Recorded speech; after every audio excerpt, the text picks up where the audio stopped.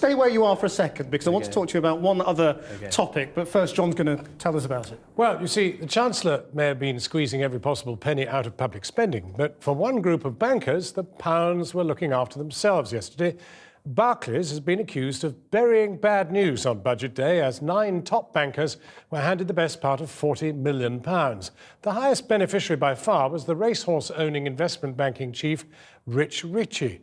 No, I'm not joking. He landed an £18 million windfall. Mr. Ricci was a trusted ally of the disgraced former Barclays boss, Bob Diamond, but he's managed to keep his job despite being in joint control of the investment bank when it was fined £290 million for rigging LIBOR interest rates last summer.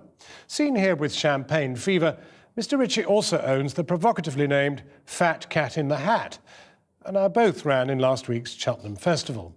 All this after Barclays chief executive Anthony Jenkins told me last month that the bank had turned over a new leaf. We have learned the lessons of the past at Barclays.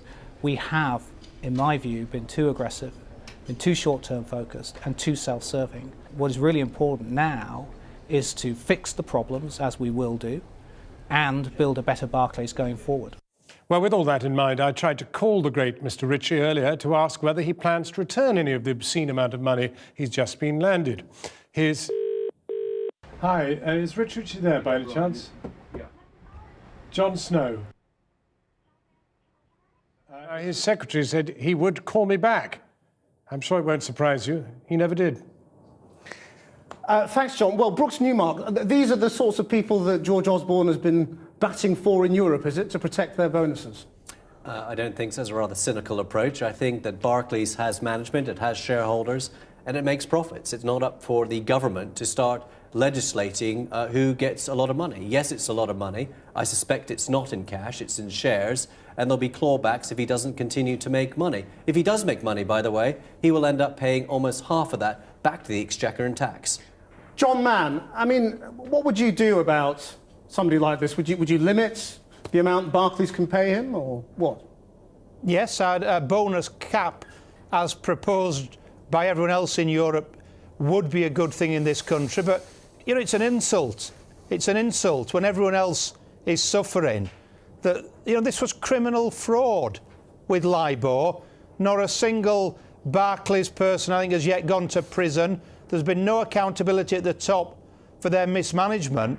And what they do is pay themselves these huge amounts. It is quite extraordinary. It says something about the morality that we now have.